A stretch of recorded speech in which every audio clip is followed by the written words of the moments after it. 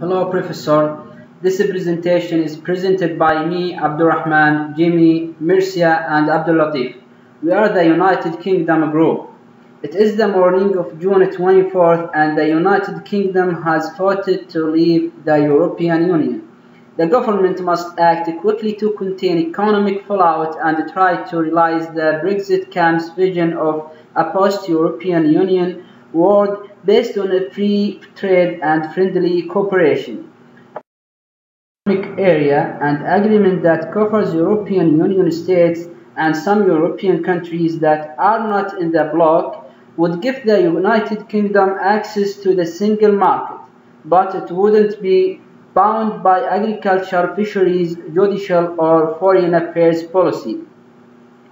The choice the United Kingdom faces in June is whether to exercise its option to leave the European Union now. So long as it is a member, it will always have this option, but it will not be granted the choice to rejoin after it has left. The moment to exercise a perpetual option is when its value is not just high, but unlikely to become much higher. The United Kingdom should vote to leave if and only if it is sure it will be better than if it postponed the choice. That is not the case now. It might never be. Now I will leave you with Abdul Latif presenting the currency. Hello. The first article is Brexit marks pound as currency to avoid. Pound sterling has been hit during these days, and it has fallen down by many factors such as the trade of balance, Brexit, interest rate, and GDP. In June 2015, £1 equals to $1.6. In May 2016, £1 equals to $1.39. However, it starts recovering these days to reach £1 equals to 1.44.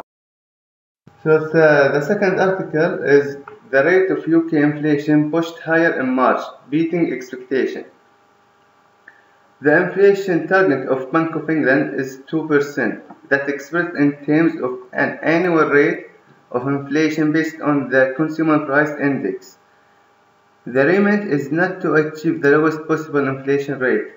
Inflation below the target of 2% is just to be just as bad as inflation above the target.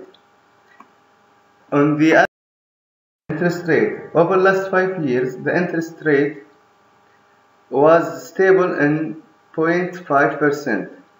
By changing bank rate, the rate of interest that the Bank of England pays on reserve balance held by commercial banks and building and societies, the Bank of England is able to influence a range of other borrowing and lending rates set by commercial banks and building societies, and hence spending in the economy, in order to keep inflation on the track to meet the 2% inflation target. Therefore, the capital cash flows go out of United Kingdom because the foreign and domestic investors need high interest on their deposit. Now I will let you with a new article by Jimmy. Okay, I will discuss the article UK Growth Current Account Outlook was published in Financial Times on April 20, 2016. According to the article, UK economy is steady with mixed growth and mixed sign of recovery. It's uncertainty what role Brexit will play, but it may help increase the economy. Right now, 2017 in GDP focus is steady and maintained at 2.2%.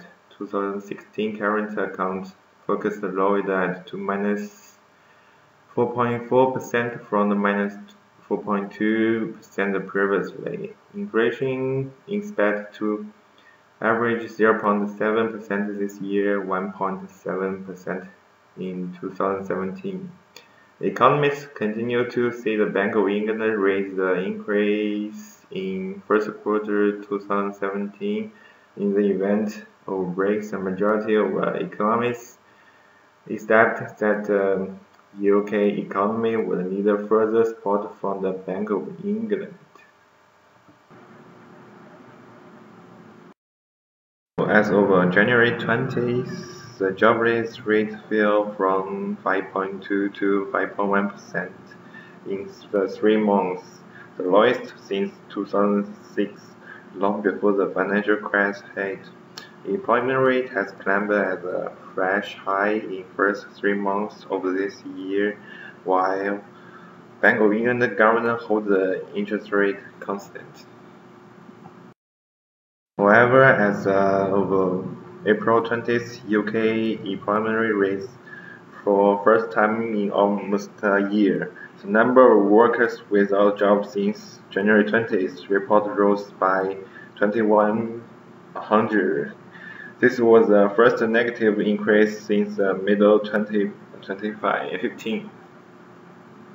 Wage growth also remains sluggish. Total average earnings, including employment bonus, growth fell from 12.1% to 1.8%, whereas regular wage growth held steady at 2.2%. This is considered low-speed growth, such as a recession period. Productivity in UK has finally climbed above its pre-crash level, although it took 7 years and left the country trailing behind other Europe countries.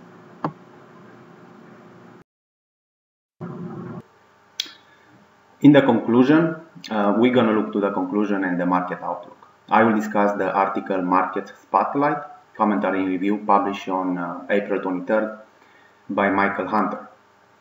The main points of the article it makes that we don't know how the referendum is gonna affect the British membership. There are puzzling market factors. Low US Treasury yields, expensive US stock market, the stubborn weakness of the pound.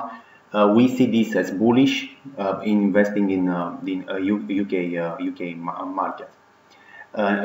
Oil prices have a heavy influence, and it's a market driver. Mixed sentiment towards outcome of UK vote to leave.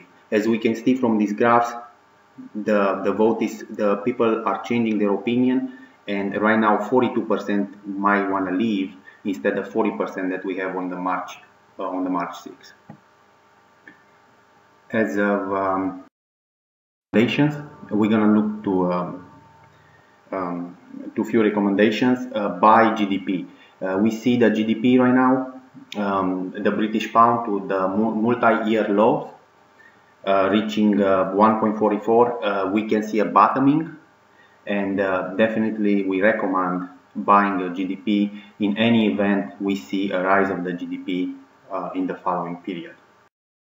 As far as oil, the oil is bottoming and the sentiment is turning positive. At this point, we don't know exactly where it will go, but definitely will affect the markets. So it's a major driver of the markets, the oil price.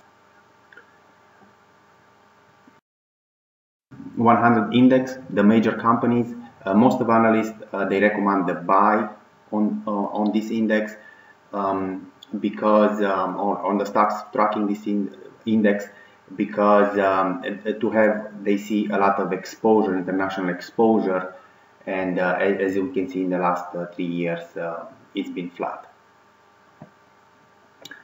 However, our strongest buy or recommendation to buy would be the mid caps. Again, the mid caps, we see that the index has been flat over the past few years, and if Brexit happens, the businesses will have more autonomy, will be a trade deregulation, the companies will have employee preference, new products, new markets will develop. So we believe that this will be the index that will benefit the most from a possible Brexit. Thank you.